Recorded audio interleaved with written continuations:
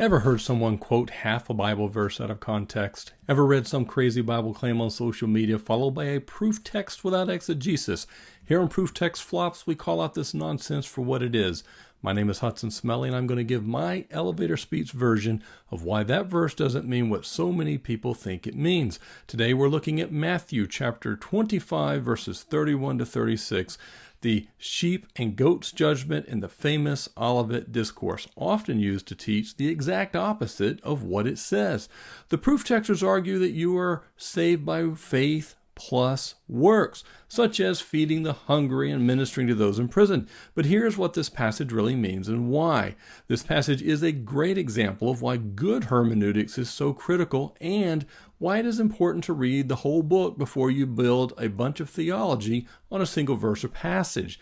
It's not my purpose today to exegete the passage line by line, but to look at the big picture, which really takes us back all the way to Matthew chapter 10, a chapter that has structural parallels to the Olivet Discourse.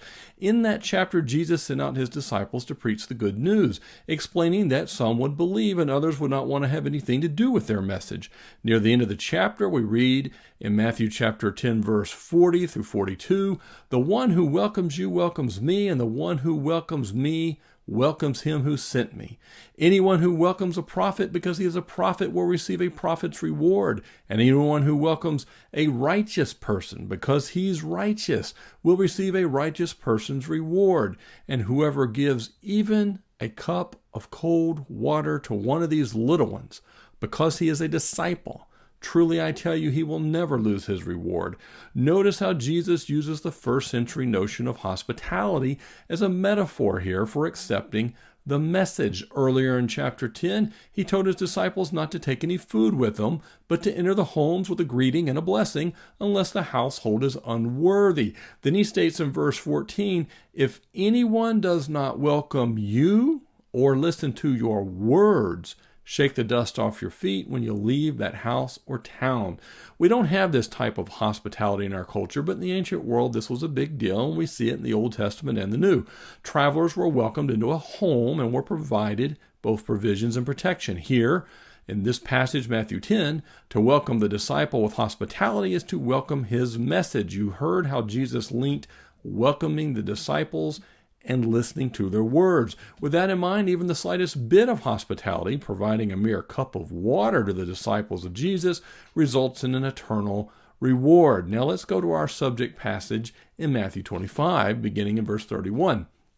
"When the Son of Man comes in his glory, and all the angels with him, then he will sit on his glorious throne.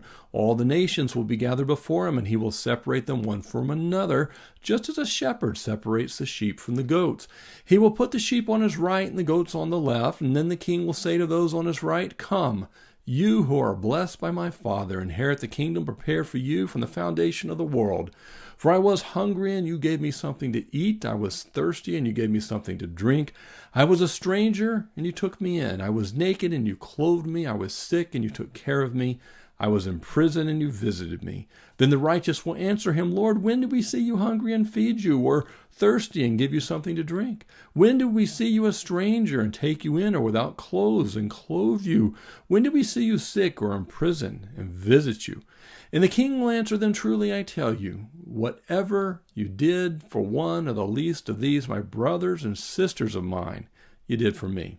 Then he will also say to those on the left, 'Depart from me, you who are cursed, into the eternal fire prepared for the devil and his angels. For I was hungry, and you gave me nothing to eat. I was thirsty, and you gave me nothing to drink. I was a stranger, and you didn't take me in. I was naked, and you didn't clothe me, sick and in prison, and you didn't take care of me.' Then they too will answer, 'Lord, when did we see you hungry or thirsty or a stranger or without clothes or sick or in prison and not help you?' And then he will answer them, 'Truly I tell you, whatever you did not do for one of the least of these, you did not do for me.' And they will go away into eternal punishment, but the righteous into eternal life." Notice that Jesus again uses the language of hospitality and care in relation to how people treat, and I quote, "the least of these brothers and sisters of mine," meaning how they treat the disciples, which is exactly what he addressed in Matthew 10. How you treat them is how you treat Jesus. This is not making salvation depend on your good works or your compassion for the disciples, but it is on what you did with the disciples' message. That's the metaphor. Providing hospitality and care to the evangelizing disciples draws an analogy to accepting the message they bring with them. Withholding hospitality and care draws an analogy to rejecting their gospel message. Faith is the issue at that final judgment of Matthew 25, as it is throughout the Scriptures. My Christian friends, let's always do the hard work of exegeting passages in context with an eye on the structure of the book we're studying, the flow of the author's argument, and what the words most of us are reading in translation actually mean. Let's not fall for proof text flops.